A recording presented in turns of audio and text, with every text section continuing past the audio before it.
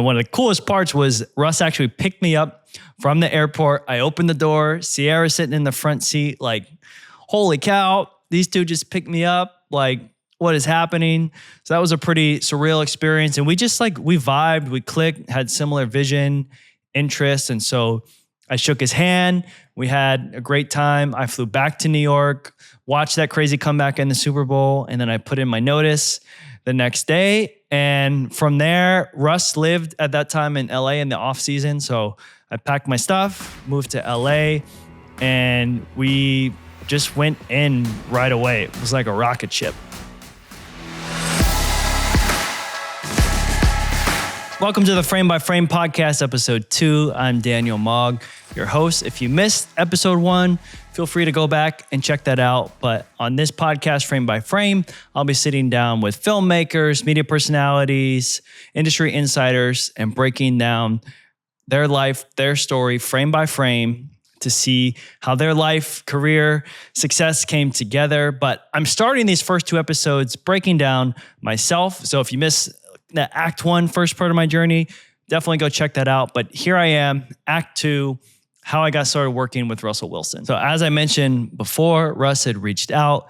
We started building a dialogue together. I flew to LA the weekend of the Super Bowl, the year that the Patriots had the crazy comeback and beat the Falcons. So I flew to LA. I wanted to talk with him, meet with him in person. And off season was quite busy, as that's when all the brand shoots, different things that I would be in charge of. And the very first one was this huge Nike commercial that was actually directed by Hiro Murai, who is super tight with Donald Glover. He did Atlanta. I saw he has his first feature film coming out. So that was incredible right here at Lumen Field. One of my favorite commercials, I think, ever, where Russ was putting them on skates. They had huge sets, green screen floor, all the things with these guys on roller skates. That was definitely, quite the first really experience into this world. And from there, we just started knocking out brand shoots, different things. I was going back and forth between LA, Seattle, and then spring of 2017, I moved up to Seattle for the first time. And that summer, we went to China with the NFL. There was a handful of NFL trips that we got to do. Now, China was one of them. We went to China twice. And then we went to Brazil in 2018. And they actually played a game down there in Brazil now. And I was quite surprised that, obviously it's a smaller fan base, but the fan base there for football, American football, was quite passionate. Some other highlights from my time then was one of my favorites was shooting Russ on the cover of the Wheaties box. As a kid, for me, growing up in the 90s, that was always such a big deal. And so while I didn't quite make it on the box, I think shooting the cover is probably the second best thing. And to see that out in the universe, in person, I have a couple of Wheaties boxes that I get to keep. That's definitely a career highlight and feather in my cap. We also started and launched his YouTube channel around his summer camp, where he would host his teammates in San Diego every summer. It was a 3-day Hard Knock style show behind the scenes into what they were doing, preparing for training camp. We got his subscribers up to 100K, which I think is no small feat. Got the silver play button. So to really kind of lean into YouTube and see how that world works, I started my own channel here where I was vlogging each and every game that I got to shoot, because I got to be part of some of the inaugural groups of the NFL LCC program, which has really grown and I'm super proud of. But really back then, there was kind of a handful of people that had their own content shooters for games. I was thankfully one of them. And so kind of the deal was that as part of being in the program, I could get full access to what Russ was doing on the field to use on his socials, as long as I'm giving it back to the Seahawks and the NFL to use. And so that was quite the great trade. Shout out to my guy, Russell Simon, who really helped lead and get that program off the ground. But, that's where I started YouTubing and exploring kind of my own content, found my niche as a sports content creator, as it was really on the up and coming then. I think it's quite bigger now. And then with that, Russell Wilson Man of the Year campaign was another huge highlight where he gets the patch. So documenting all of his trips to Seattle Children's, all the phenomenal work that Carly Young and the whole crew is doing here at the Why Not You Foundation. So really piecing together that story over time with this culmination of winning the Walter Payton Man of the Year award, being part of that campaign and playing a small role in it is also something that I'm immensely proud of. And then another probably huge highlight was being able to shoot 3 Super Bowls. And when I was leaving NBC to go work with Russ, kind of a big hang up I had was I really wanted to photograph a Super Bowl. It was, if you don't know, so the broadcast companies rotate Super Bowls every year. So CBS, Fox, NBC, they all rotate each and every year. It was NBC's turn the year that I was going to be potentially leaving. And so that was like a big goal and something that I wanted to do. And I remember Russ going, well, we're going to be playing in the Super Bowl anyways, so you'll get to shoot it. And obviously, the Seahawks fan in me was like, well, I don't know how I responded to that. Yeah, of course. Okay, fine. And unfortunately, the Seahawks did not make it to the Super Bowl that year. But this was one of the coolest things Russ ever did for me is that we were in Minnesota anyways, because, a lot of players, they go make appearances, hit Radio Row, all those things. And so we were there already. And Russ, we were sitting down at the table.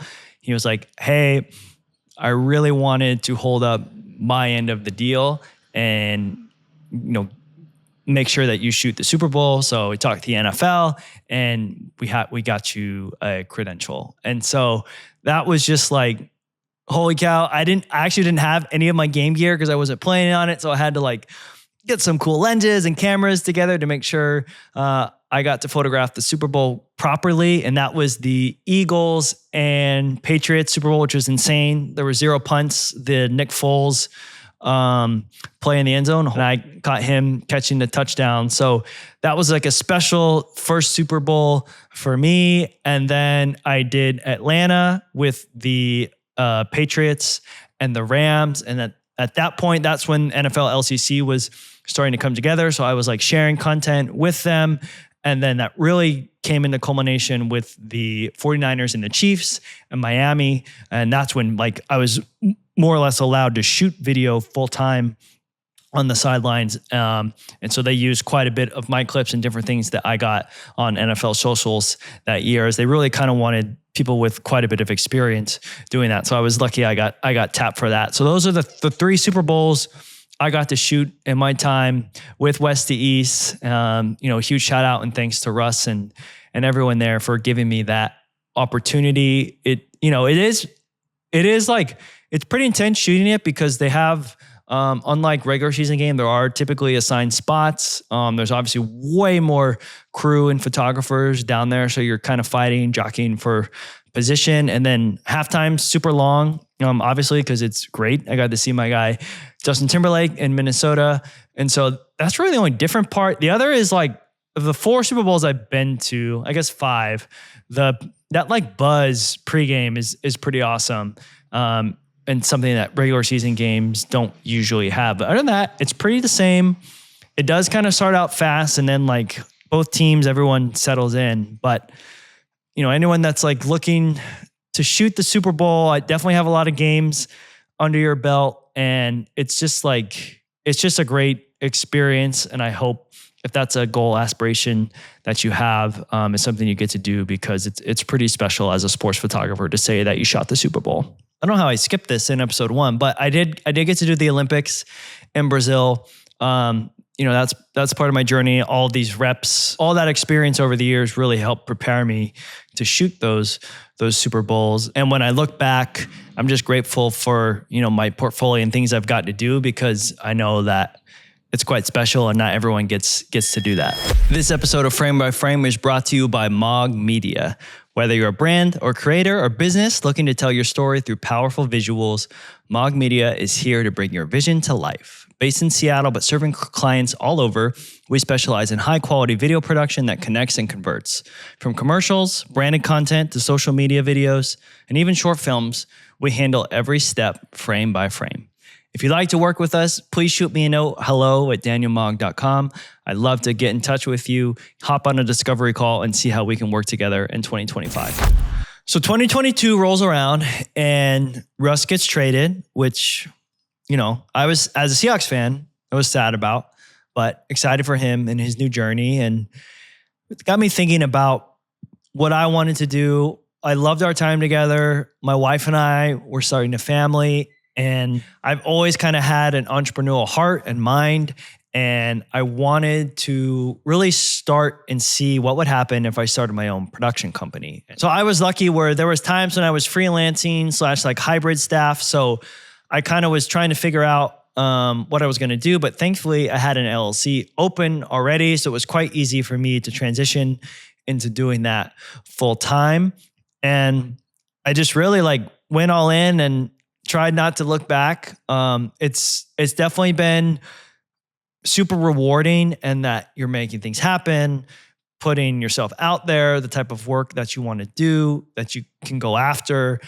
And that, for me, it really was transitioning. Okay, how do I take all this work that I've done in sports and be a director of commercial feature films, television? That's what I really want to focus and move into. As I said in Act 1, that's been the dream and the vision since I went to the Cannes Film Festival. And so I kind of wanted to put my foot down, chart on that path, and got really lucky. I got to continue work with the NFL. I did some branded work on my cause, my cleats.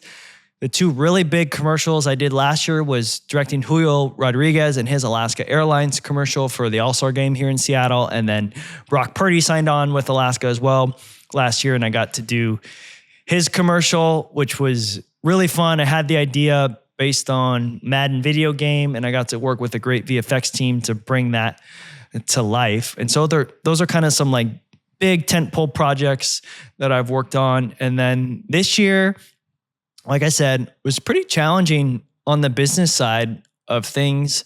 I got to really learn about, clients changing, shifting, things out of your control happen, and I have to be ready for it. I have to pivot. To be honest, it's part of why I'm starting this podcast, to hopefully help you viewers, listeners at home learn from my trial and error in the production space, but also just use it as a networking tool to talk to interesting people, stories that inspire me, and maybe hopefully in turn it inspires others. And so I would say my really big accomplishment and goal I did this year was my short film, The Last Flight. I wrote it as part of the Music Bed Challenge. It was a 30-day challenge that I kind of got everything together. We basically put the film together in about 2 weeks. I have my friends Kelsey and Kurt, who are actors, filmmakers here in Seattle. They were down to do it. I'm going to have them on in a couple episodes to talk about our experience working together on that and what it takes to be an actor in this space. So I'm excited for you to listen to that. So that was my real big accomplishment, I would say, in this year, because going into that space, I needed to have some sort of proof and calling card that I could actually do it. I knew that I could, but I actually hadn't done it yet. So that was a big test and a big challenge. And now, I want to do more narrative type work, working with actors, which was such a different experience, as I'm used to working with athletes and usually people that aren't necessarily always on camera. I'm used to extracting performance out of them, but so to work with people who had their own takes, performance to scenes was just such a cool and great experience that I want to do more of. So I'm in the middle of this pivot. I want to take you on the journey with me. I'm still very much staying in sports content, branded content, especially here in Seattle with so many great companies, but I'm moving forward with that North Star of being a director in film, television, commercial. So I want to take you on that journey with me. Hopefully learn some things along the way from me in this podcast. And coming up on these next couple episodes, I have Liam Hughes, who just directed the Aaron Rodgers Enigma documentary. We have a great conversation on how he structure that story, put it together, how he shot it. He shot it mostly by himself. And then I have a couple other my friends, Jason Johnson, who's the DP I work with here quite a bit, talking about how to make money as a DP. My also great friend, Madeline Down, who was the head video production manager at the Seahawks, who recently left to start her own journey on what it takes to like really work in sports. And she's also creating her first short we're both in that transition of pivoting into film full-time, kind of away, but together with sports. So I'm excited for this podcast. I don't know where it's going to go. I want to commit to try and do at least one episode a week. So I hope you guys tune in. If there's any questions, guests you want to hear from, make sure you comment below. And just to kind of like wrap up this time and episode, I love so much my time at West to East. I think I grew so much in my experience. One, working with, high-end athletes, celebrities with Russell and Ciara, like how to be just dialed. Because obviously, working with such high-level performers like that, their time is always like limited. So I really learned that aspect of it, of like what it takes to be great at your craft, both like from Russ and football and Ciara with dancing, music, entertaining. Just kind of witnessing that up close was also like another phenomenal insight on like what it takes to be on that level. And then just like life experiences we got to do together, from just the different trips, shoots, all the things. It's just a time where, I'm thankful for that season, because, I'm in a different season now, being a dad, being a business owner. Like you can't really like go back in time and do and accomplish all that we got to do. So I'm quite grateful for it. So thank you to Russ, Ciara, the whole Wilson family, West to East crew, for having me, for, trusting me to tell your story. I really loved and enjoy it. And hopefully we can do some more storytelling together in the future. So thanks for watching and listening to my story on episode 2 of Frame by Frame. I hope it was helpful. You can connect with me, Daniel J. Mogg, on Instagram. And I look forward to connecting with you and seeing you on the next episode.